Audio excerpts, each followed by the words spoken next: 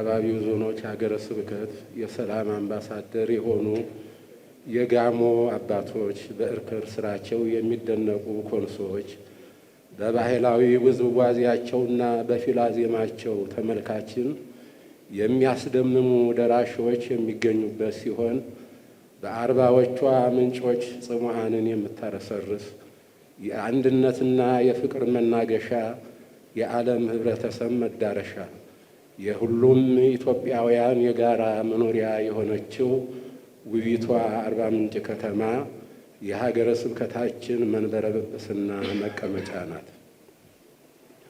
የታሪክ ድርሳናት እንደሚያወሱት በየጊዜው ከውስጥም ሆነ ከአፋ የሚነሱ ፈተናዎች ሳይበግሯቸው ከወርሃ ጥር 1994 ዓመተ ምህረት ጀምሮ እስከ አሁን ድረስ ሀገረ ስብከታችንን በሊቀ ጵጵስና እየመሩ ያሉት ብፁዕ አቡነ ኤልያስ የጋሞና አካባቢው ጎፋና ባስኬቶ አህጉረ ስብከት ሊቀ ጳጳስ በ2017 በጀት ዓመት በ11 ወረዳዎች በመዘዋወር ለካህናትና ምዕመናን ልጆቻቸው ትምህርተ ወንጌልና አባታዊ ቡራኬ ሰጥተዋል። 6 አዳዲስ አብያተ ክርስቲያናት ተባርከው አገልግሎት እንዲጀምሩ አድርገዋል። በዘመናዊ ሕንፃ የተሰሩ 2 አብያተ ክርስቲያናትን ባርከው ቅዳሴ ቤታቸውን አክብረዋል። ለ13 አብያተ ክርስቲያናት መስሪያ የተዘጋጁ ቦታዎች በቆሞሳት እንዲባረኩ አባታዊ መመሪያ አስተላልፈዋል። ከ300 በላይ የሚሆኑ ደቀ መዛሙርትን ራሳቸው እየፈተኑና ከቃል ትምህርት እስከ ዜማ ያላቸውን እውቀት እየመዘኑ እንደዚሁም የቅዳሴ መነሻው መጽሐፍ ቅዱስ እንደሆነ በመረጃ አስደግፈው ያሳተሙትን መጽሐፍ አንብበው ጥቅሱን መያዛቸውን በማረጋገጥ ለ32 ዲያቆናት ማዕረገ ቅስና፣ ለ314 ተማሪዎች ማዕረገ ዲቁና ሰጥተዋል።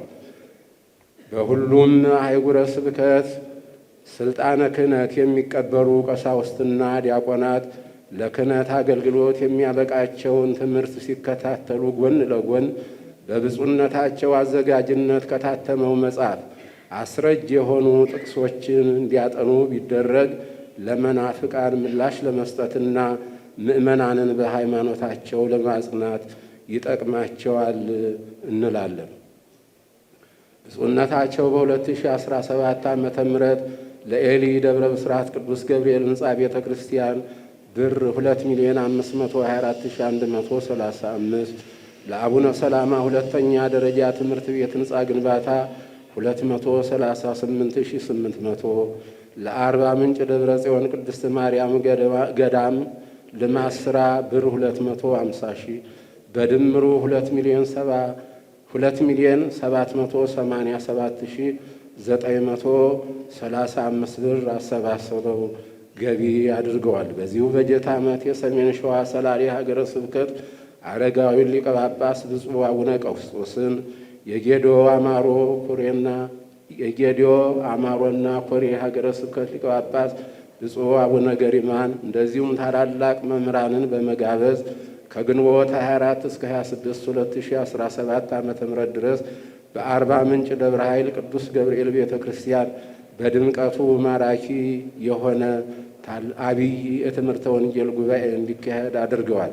ከወይዘሮ ቤዛ ወርቅ ዓለሙ የተለገሱ ልዩ ልዩ ንዋያተ ቅድሳት ለ100 አብያተ ክርስቲያናት እንዲዳረሱ አባታዊ መመሪያ የሰጡ ሲሆን የብፁዕነታቸውን ትኩረት መርህ በማድረግ በ2017 ዓ.ም በሀገረ ስብከታችን 4 ያቋቋም 2 የቅኔ 3 የመጻሕፍት 8 የቅዳሴ መምህራን ተቀጥረዋል።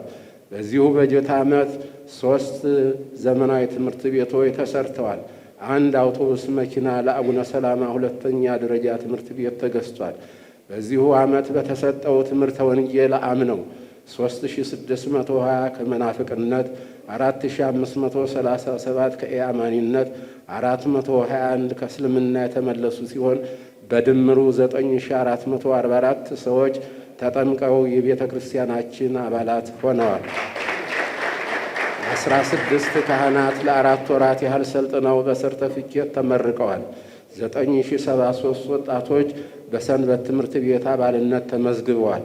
162,000 ለሰንበት ትምህርት ቤቶች ወጣቶች የሚሆን ማስተማሪያ መጽሐፍ በመግዛት ለመማር ማስተማሩ ስራ እንዲውል ተደርጓል።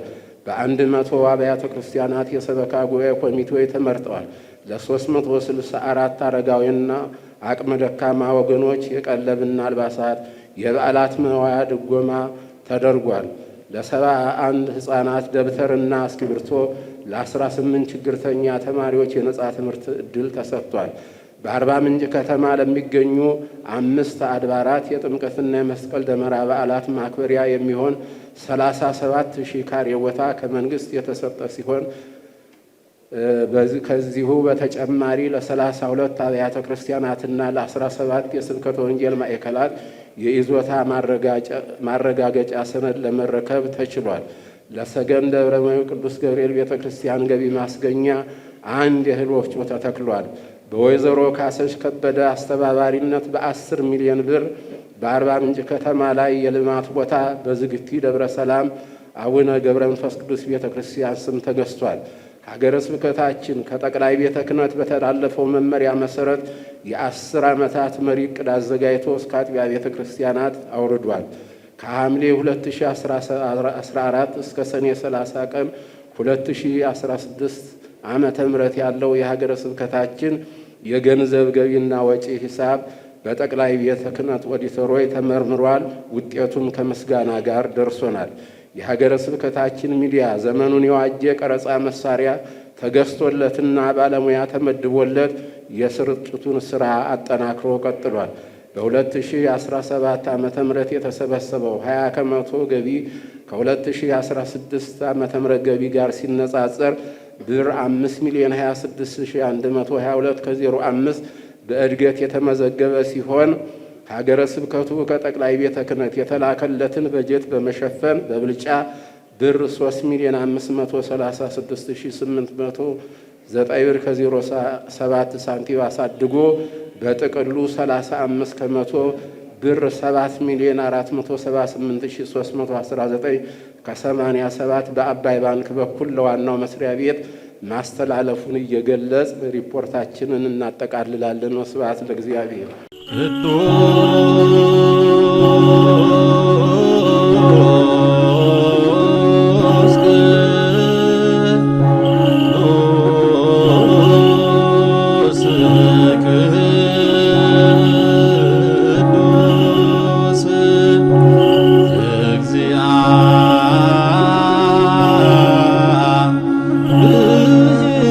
ጸባኦት አምላክነ